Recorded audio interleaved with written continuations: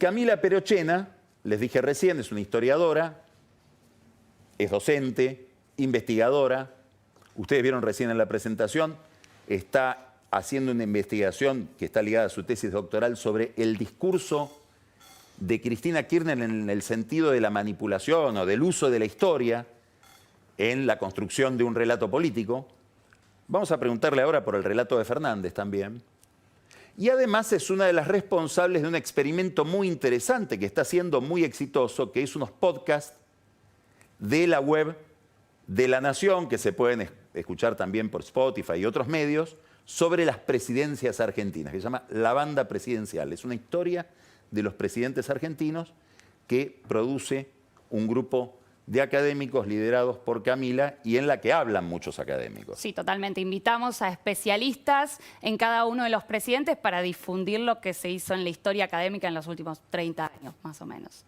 ¿Cómo andamos, Camila? Muy bien. Muchas gracias por estar acá, por la invitación. Gramsci decía que las épocas en las que algo todavía no terminó de morir y en la que lo otro que está viniendo no terminó de nacer, engendran monstruos. Son épocas monstruosas. Sí. Yo no digo que esta sea una época monstruosa, pero es un tránsito el que estamos teniendo hacia el 10 de diciembre de este año bastante problemático. Con dos actores en pugna, un Macri que sigue siendo muy enfático en que él sigue en carrera, Fernández, que me parece le gustaría ser ya presidente, pero tiene que seguir en carrera sin poder decir las cosas que diría un presidente, tiene que seguir siendo un candidato. ¿Cómo ves vos este momento? Yo lo definiría como a esta transición como una suerte de guerra de sucesión. De hecho, Gramsci, esa frase que vos trajiste, la aplicaba para los interregnos. Él decía, bueno, eso es un interregno. Y en parte estaba pensando en las monarquías medievales o en las monarquías modernas, donde justamente los interregnos eran los momentos de amenazas, de posibles insurrecciones, es decir, los momentos en los que se moría un rey hasta que se coronaba el siguiente rey, era el momento de mayor incertidumbre.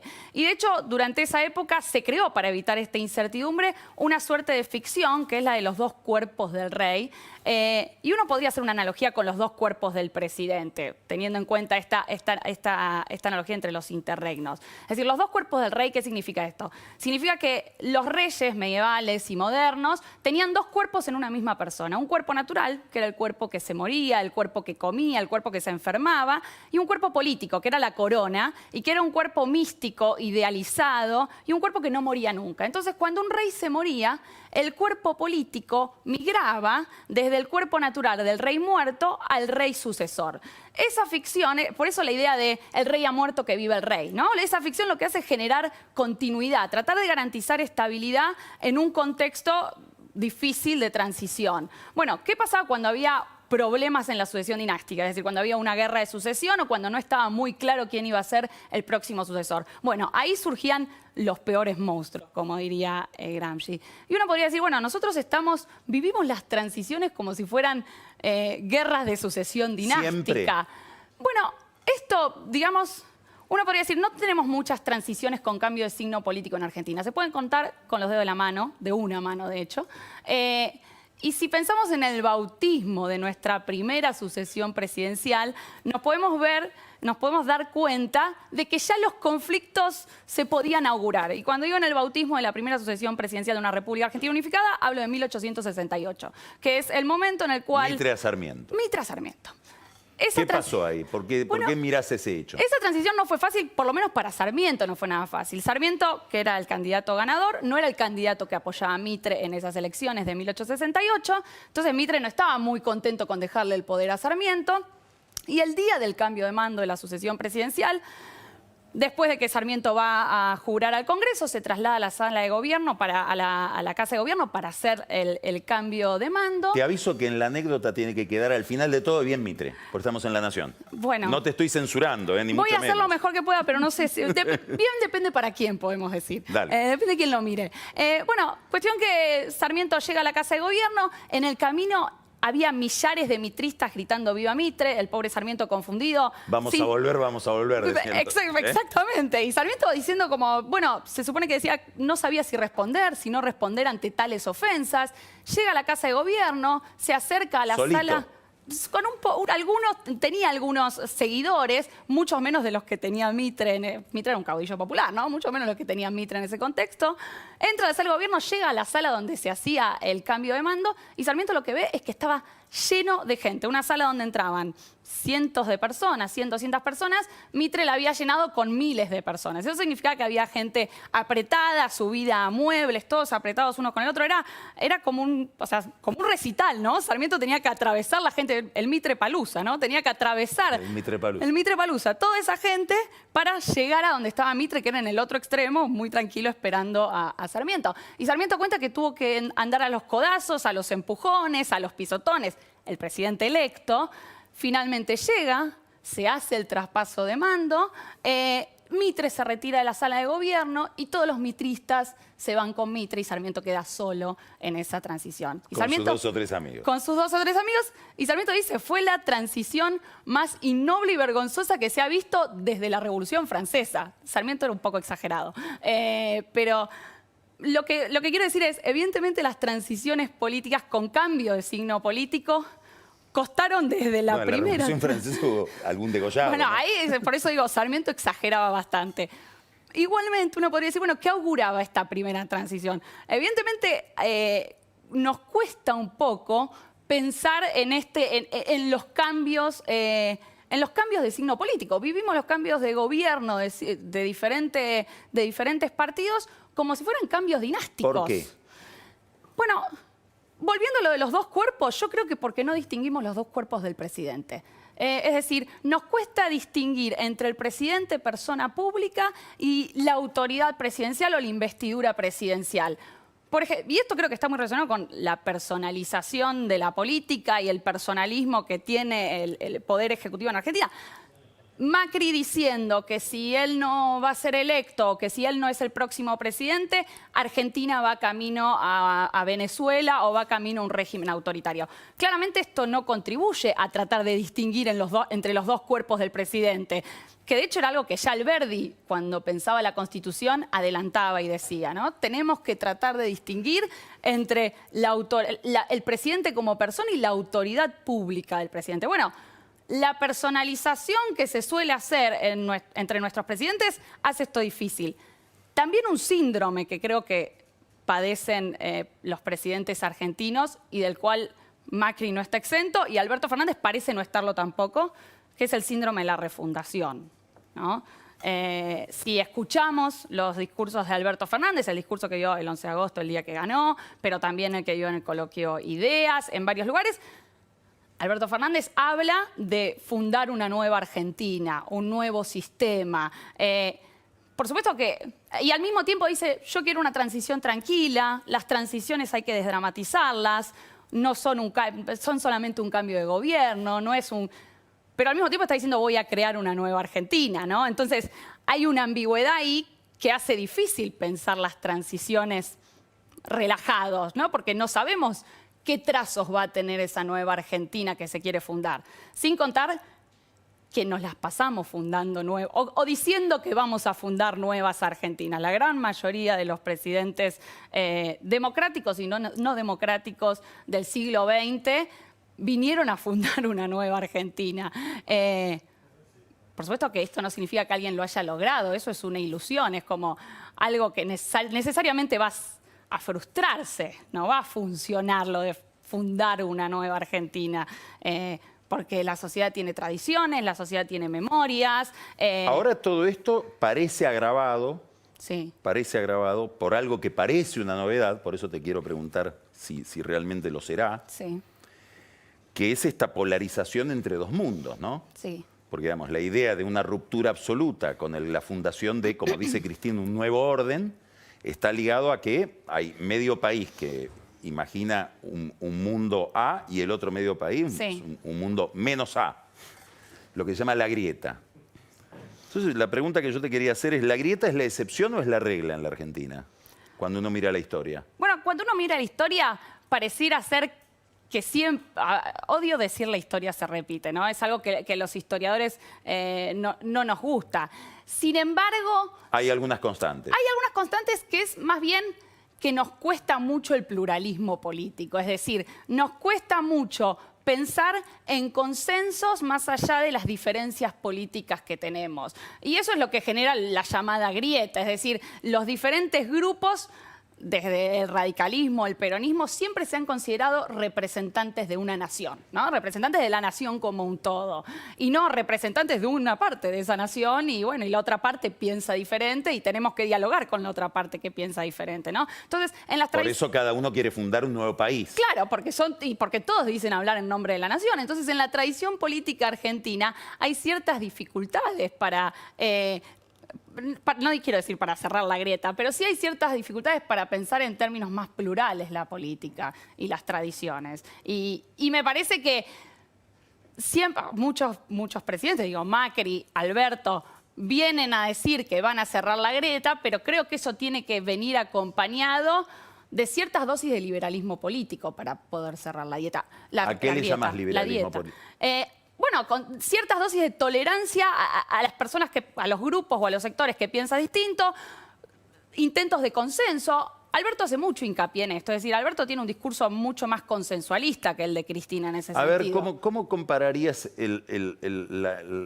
la forma que tiene él de presentar las cosas con la de Cristina? Bueno, justamente me parece que Alberto no está tratando de pensar la política desde el conflicto y desde el antagonismo, y él lo dice muy claramente muchas veces, es decir, la idea de que no pensar al otro como un enemigo, pensarlo como un adversario político. El problema es que Alberto tiene que convivir en una misma coalición con sectores que piensan la política de diferentes maneras. Entonces, yo entiendo que él trate de dar un discurso mucho más consensualista que el discurso polarizador que tiene Cristina Kirchner y algunos sectores importantes de la coalición. Bueno, si uno se remonta al Alberto del 2007, sí, obviamente esto no lo decía en público, pero mucha gente se lo escuchó, y había amigos de él que lo repetían también, cuando tenían que justificar por qué la candidata era Cristina y no Néstor que podría haberse postulado para la reelección en el 2007,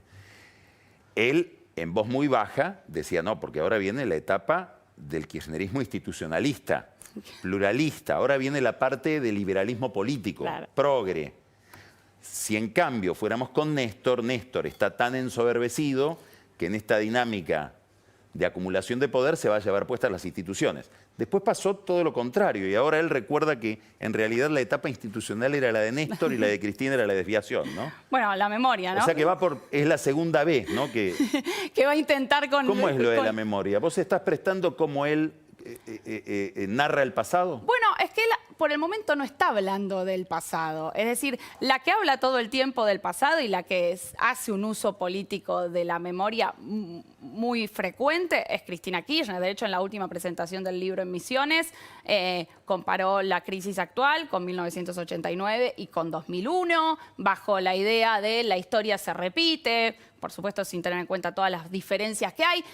Alberto por el momento no está haciendo un uso ni obsesivo, no hace un uso del pasado. Salvo un embellecimiento del gobierno de Néstor, ¿no? Salvo un embellecimiento del gobierno de Néstor y esta idea de estoy otra vez haciendo una nueva Argentina, lo cual va un poquito en contradicción con el embellecimiento del gobierno de Néstor, porque si estás haciendo una nueva Argentina, entonces capaz que no querés la del 2003 y 2007. Entonces, permanentemente está este juego entre refundar y restaurar esa Argentina del 2003 en la que yo empecé a sacar a Argentina, que eso sí lo dice, de la crisis. Entonces, me parece que ahí hay una tensión. ¿Cómo lo ves a Macri en esta dimensión de relación con el pasado? Bueno, yo creo que lo de Macri fue un intento de refundación sin darle sentido histórico a esa refundación. Es decir, fue una refundación que creyó que mirar al pasado era tener una mirada nostálgica de la Argentina y que no hacía falta mirar al pasado. Es decir, que se podía pensar en puro futuro, en una Argentina nueva, sin anclarse en ninguna tradición. Y por supuesto, como dije, esto es una ilusión. Edmund Burke ya le decía a los revolucionarios franceses: no pueden pensar que van a ser tabula rasa de todo lo que vino antes que ustedes y que ustedes van a poder fundar una sociedad de cero, como si las sociedades pudieran fundarse de cero. Macri estuvo preso de ese optimismo, ¿no? De esa ilusión de yo voy a refundar, hay que mirar hacia el futuro porque mirar hacia el pasado es tener una mirada nostálgica con una idea muy cerrada de lo que es hablar de historia, ¿no? Como que creer que siempre es Y nostalgioso. esa especie de omnipotencia o de lo que vos estás describiendo como gran optimismo, ¿vos Sí. crees que tiene algo que ver, explica en algo este curso que tuvieron los hechos y este final del gobierno de Macri? Sin ni hablar, hay un voluntarismo excesivo, ¿no? Una idea de que yo puedo moldear la realidad con ciertas ideas que tengo y que esa realidad va a ser maleable, sin tener en cuenta que hay una sociedad con tradiciones, con memorias. Digo, yo me acuerdo cuando fue el acuerdo con el fondo. Es como si no hubiesen tenido en cuenta que había una sociedad que tenía una memoria, o sea, que no solamente en términos económicos, pensar simbólicamente lo que significaba un acuerdo con el fondo. ¿Por qué? Y bueno, porque la sociedad tiene fantasmas del pasado que la están presionando todo el tiempo. Y pareciera ser que se ningunearon o se subestimaron esas fantasmas del pasado en el afán de no tener un relato, ¿no? De esta idea de, bueno, no, el relato es pura manipulación y nosotros no tenemos un relato y dejamos que la sociedad se cree su propia historia, ¿no? Una elige tu propia aventura. Entonces la sociedad va a crear su propia historia y nosotros no necesitamos de ese relato. Bueno, yo creo que eso fue parte de un exceso de voluntarismo que me parece que se vio en diferentes aspectos del gobierno de Macri, no solamente en la cuestión de la memoria. Vos decís, la historia no se repite, pero parece que estuviéramos en el círculo del eterno, en el eterno retorno de Nietzsche, ¿no? Con las crisis económicas, digo, ¿no? Sí, de hecho, me de nuevo un parece... cepo, de nuevo el dólar, estamos mirando la paridad entre el blue y el... Me parece que el título del libro de Liachi Gerchunov, El ciclo de la ilusión y el desencanto, es lo más gráfico para tratar de entender ¿Por qué? A ver. esa cuestión. Bueno, porque básicamente lo que ellos dicen es que la Argentina pasa por momentos de crecimiento que generalmente están relacionados, bueno, no soy economista, claro, así que Lucas y Pablo, por favor, si digo cualquier cosa, que está relacionado con momentos de ascenso económico, muy relacionados con los términos de intercambio por la dependencia que tenemos a las exportaciones. Y que cuando esos términos de intercambio caen, la Argentina entra en una crisis que implica déficit, que implica inflación, que luego va a derivar en un plan de estabilización, que una vez que se estabilice empieza un nuevo ciclo de ilusión que se va a ver otra vez frustrado con un nuevo ciclo de desencanto. Así que pareciera... Bueno, que estamos entrando hace rato. No, sí, exactamente. Estamos entrando hace rato en una especie de ciclo del desencanto. Lo que sí me parece es que Alberto Fernández cree que podemos entrar en un ciclo de la ilusión muy fácilmente y muy rápidamente, y yo tendría mis dudas de cuán rápidamente puede reabrirse ese ciclo de la ilusión. A ver, ¿cómo pensás que él está pensando el futuro? Bueno, o la dinámica de los meses, del próximo año y medio. Lo que a mí me parece es, él sin duda tiene cierto, aclara que va a ser difícil, pero me parece que en él conviven como dos éticas, diría yo, ¿no? Como una ética de la convicción y una ética de la responsabilidad, retomando a Weber, ¿no? ¿Qué quiero decir con esto? Bueno, parece que Alberto Fernández cree, una ética de la convicción, ¿qué significa? Que los líderes políticos pueden tomar decisiones de acuerdo a sus principios sin tener muy en cuenta las consecuencias que esas decisiones pueden tener. Una ética de la responsabilidad implica que a veces los líderes políticos tienen que ir por fuera de sus principios ideológicos porque necesitan otras consecuencias para sus medidas. Yo creo que Alberto en su discurso sobre el futuro conviven en tensión estas dos éticas y cree que se pueden dar las dos al mismo tiempo, ¿no? Cree que sus principios ideológicos van a poder llevarse bien con principios pragmáticos, con cuestiones pragmáticas que él también dice que va a haber que tomar, porque en varias entrevistas estuve diciendo, bueno, no me pregunten qué es lo que voy a hacer porque básicamente hay que ser pragmático, hay que tener en cuenta el contexto. Pero al mismo tiempo todo eso que hay que hacer no lo voy a hacer a costas de los jubilados, no lo voy a hacer a costa de los trabajadores, no lo voy a hacer a costa de aliarme con Estados Unidos, no lo voy a hacer a costa de seguir las reglas que me imponga el Fondo Monetario. Entonces, convive ahí dos éticas diferentes o dos ideas de cómo hacer políticas diferentes que yo las veo como un poco optimistas. Capaz es un discurso de campaña, ¿no? Capaz es lo que hay que decir ahora. ¿Se parece a Macri en eso? Por el optimismo inicial que decías de Macri de empezar un comienzo absoluto casi ahistórico, ¿no? Sí. Yo no creo que el discurso vaya a ser ahistórico. No en ese sentido. Pero sí en la cuestión del voluntarismo, ¿no? En hasta qué punto la voluntad puede lograr las cosas, ¿no? Pareciera ser que con pura voluntad en Argentina vamos a salir adelante. En eso sí me parece que tienen bastante que ver. ¿Cómo estás viendo la organización de lo que podría ser el nuevo oficialismo, si es que llegan al poder, sobre todo en relación con Cristina y... Bueno, a ver, yo diría que para pensar el poder que tiene un presidente tendríamos que ver tres dimensiones, ¿no? La dimensión política institucional, la dinámica político-social y el poder simbólico. En términos de dimensión política institucional, sin duda Alberto va a tener todo el poder. El lugar del vicepresidente es un lugar institucionalmente muy débil, ¿no? Es un... John Adams decía, porque fue el primer vicepresidente de Estados Unidos, la Constitución de 1787 creó para mí el cargo más insignificante que pueda existir. Entonces, en términos institucionales, yo creo que sin duda Alberto va a tener el control. Ahora, si vemos la dinámica político y social, es decir, la relación con la sociedad civil, con la estructura partidaria, con... Los movimientos sociales. Los movimientos sociales. Yo creo que ahí la cuestión va a estar mucho más disputada. Yo creo que ahí, la figura de Cristina es donde Cristina puede estar haciendo política. ¿No crees lo que cree Mansur, que es que acá ya hay un nuevo jefe? Yo creo que no es un jefe indiscutido. Que los gobernadores vayan a apoyarlo no significa que eso sea un jefe indiscutido.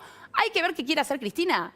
Capaz Cristina no quiere estar en la política diaria, permanentemente activa. No pareciera ser...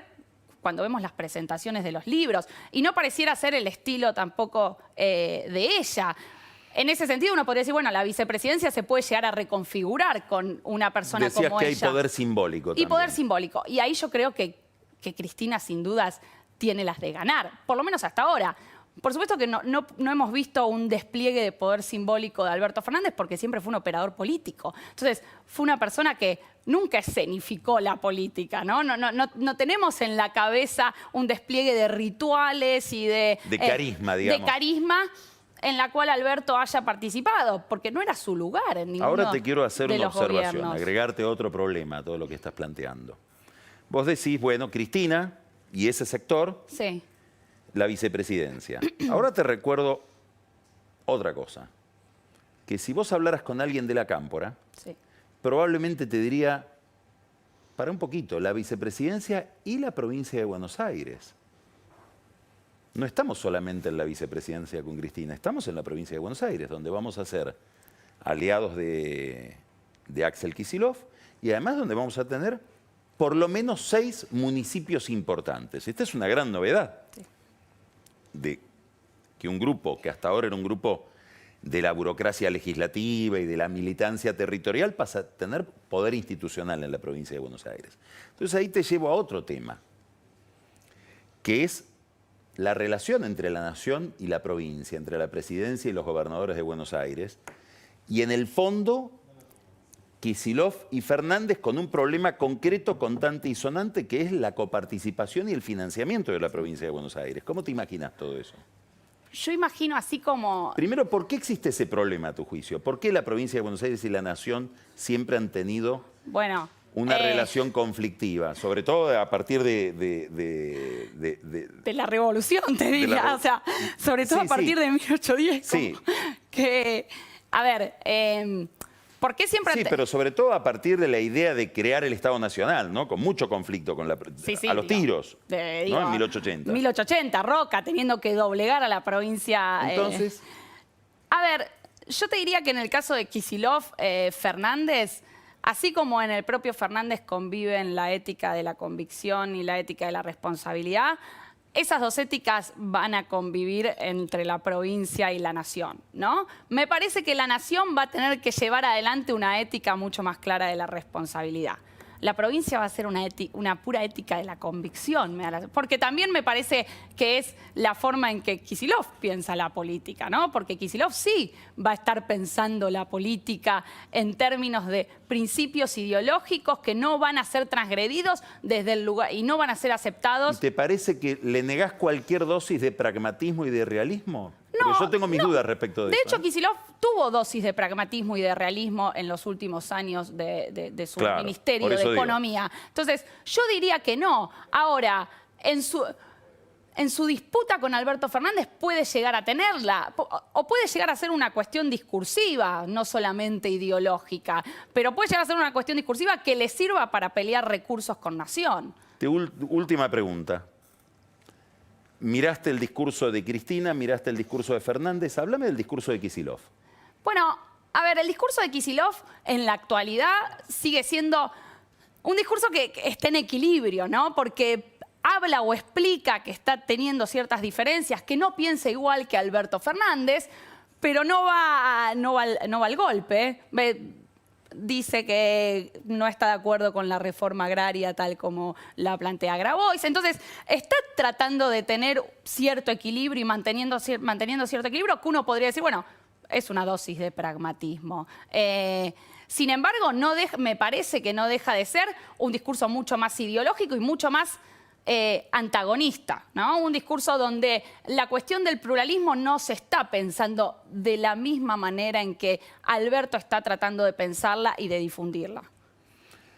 Camila Perochena, interesantísimo como siempre. Gracias. La historia como un punto de vista, siempre enriquecedor, siempre ilumina. Gracias por haber estado acá. Gracias a vos por la invitación. Vamos ahora a un corte y vamos a hablar con Marcos Buscaglia de la complejísima agenda económica que hoy afecta a la Argentina y al mundo, porque ahora se sumó el problema del petróleo. Ya estamos con él. Después, Pancho Olivera y Carola con un whisky que no sé muy bien de qué va a hablar, pero me dijo hay un conflicto que ha aparecido en Cambiemos o en Juntos por el Cambio que va a dar que hablar ahora.